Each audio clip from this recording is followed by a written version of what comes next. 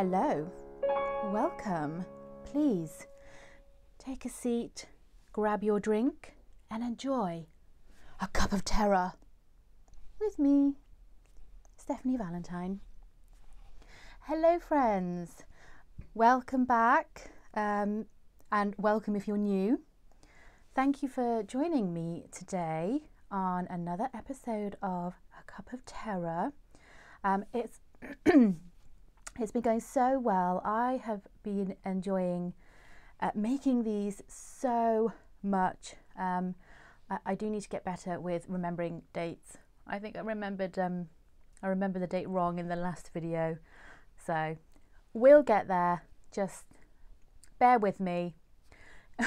I'll get better.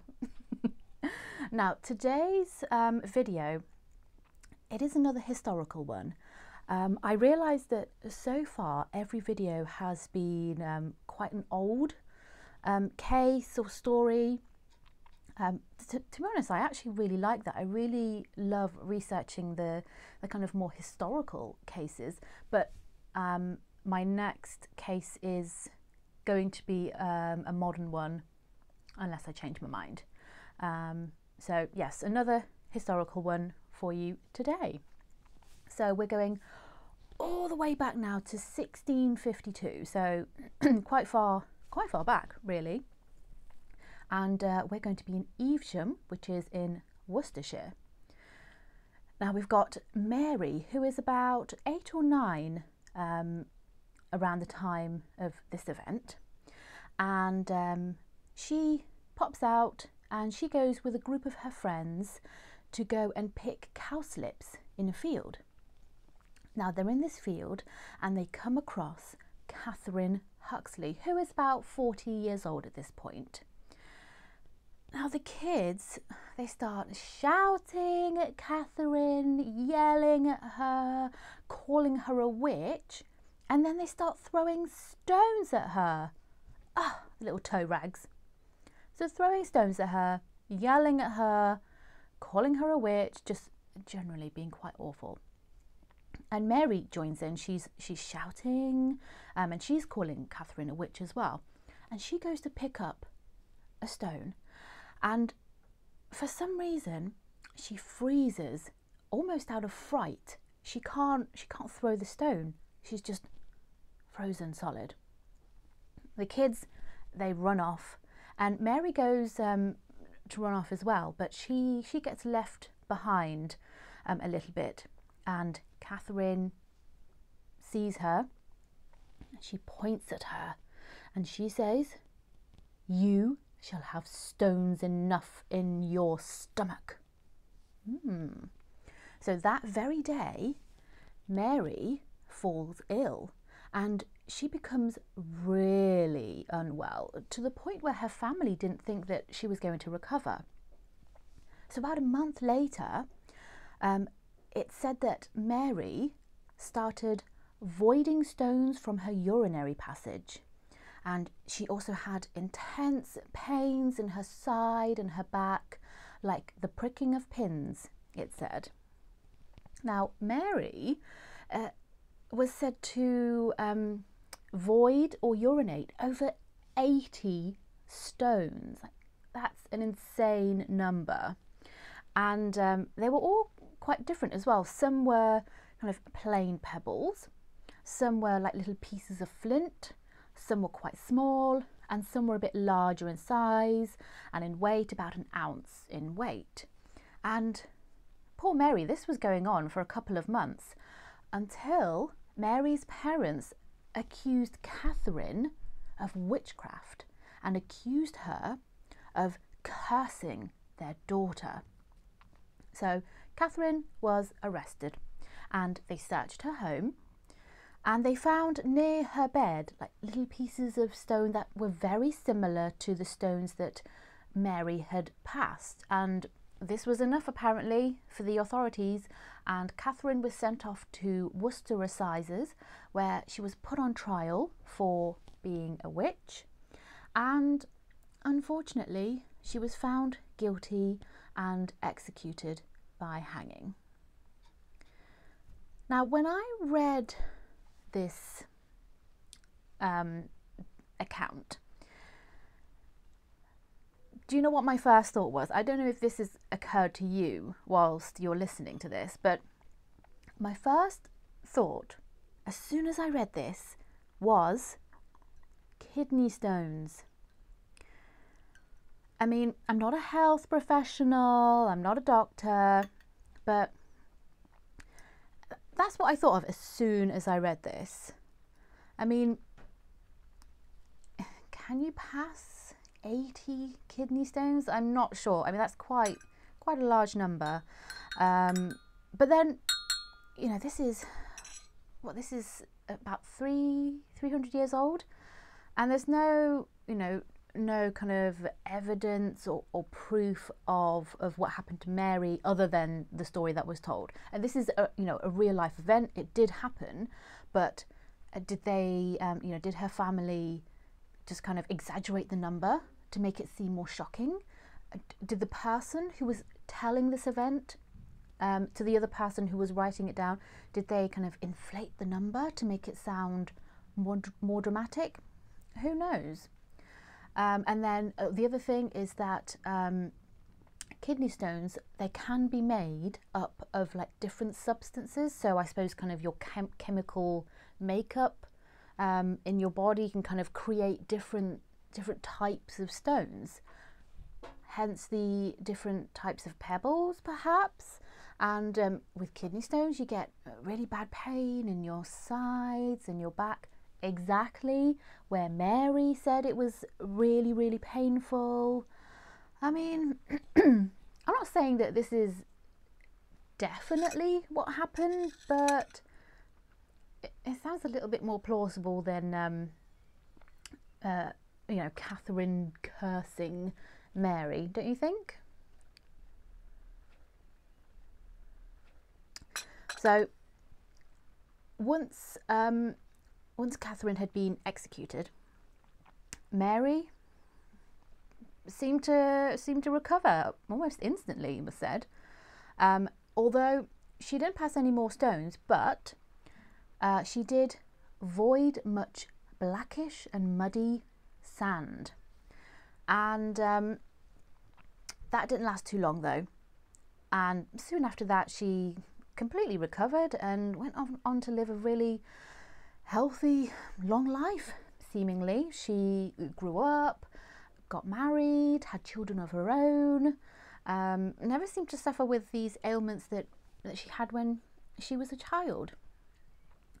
And to explain the blackish and muddy sand, well, I read that acute cystitis can cause urine sediment, and what brings on acute cystitis?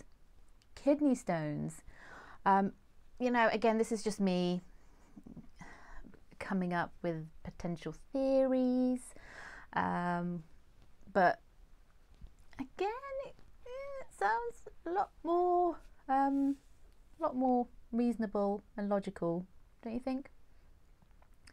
But I know we're looking at it with our modern eyes, our modern health knowledge. So obviously, they wouldn't have known about any of this. But I mean, it just shows you how insidious religion, particularly Christianity, was back then, because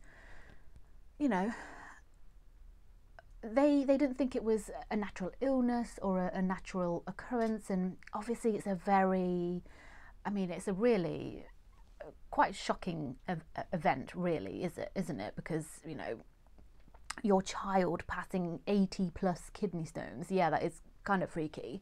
But we've seen many times that it doesn't take much for someone to be accused of being a witch. I mean, in my first Cup of Terror, a poor elderly woman was accused of witchcraft because some dude couldn't get any work done that day. So sometimes it doesn't take much for a woman and sometimes a man to be accused of witchcraft. Sadly, innocent women end up getting killed. Now, as for Catherine, okay, first of all, I'm not the biggest fan of children, okay? I know we're supposed to think they're these kind of perfect little angels and don't you love them? And no, thank you. I mean, look, I love the kids that I know and my friends' children. Oh, they're great. I know a couple of them might be watching this. Hello. But no children. No, not for me, thank you. Especially like large swarms of children. Like, oh, they're all noisy and screaming and too much, so scary. So can you imagine a group of children yelling at you and then throwing stones at you as well, physically assaulting you? Thank you very much. I mean, I definitely retaliate. I wouldn't hurt them, obviously, but I would definitely yell at them and I would shout at them, you know, tell them to sod off. And then, you know, if I was being accused of being a witch, I know it's kind of petty, but I might throw out a line that sounded a little bit witchy, you know, a little bit like a curse maybe. Is that mean? I don't think so, but I like to think that maybe that was what was going through Catherine's head when she was being tormented by these children. Oh, and Janet, I'm very sorry for swearing just then. Janet, she's the kind of first person to watch all of our videos once we've edited them, and I think it was the Roll Right video. I think I said something like it was bloody freezing, and there was a loud gasp from Janet for saying bloody. So, you know, sod off. Oh, she's probably going to faint when she hears this. Sorry, Janet. Now, reading into this case, the person who wrote it made a point of mentioning that Catherine was single, and there doesn't seem to be an account of any children either. So can you just imagine, like, the locals' thoughts about her? You know, a 40-year-old woman, no husband, no children. Freak. Definitely a witch. Because that's, you know, as silly as that sounds to us, that is definitely how they would have kind of seen women like that. You know, no children, no husband, you know, in your 40s. You know, if I was around in the, 16th, 17th century, I would definitely have been accused of being a witch. Most definitely. So that's the story of Catherine Huxley, the so-called Witch of Evesham. Another sad tale of an innocent woman being accused of witchcraft and being killed for it. You know, it happens way too often, and really, really awful. So that is today's video, very short and sweet. A bit of a contrast to last week's video, which was quite long, I know. But I came across this story. Can you call it a case? I mean, I think it's true crime. You know, an innocent woman getting killed. But yes, I thought it was so fascinating reading about Catherine. It's a shame that there wasn't any more information about her other than, you know, her being a weirdo, you know, no husband and kids and things like that. But I like kind of reading about these individual stories of women accused of and then executed for witchcraft. So yes, that's today's video. Thank you so much for joining me again today. I hope you enjoyed it. Oh, so fans of the ghost stories and spooky tales videos, we are going to be filming one of those very soon.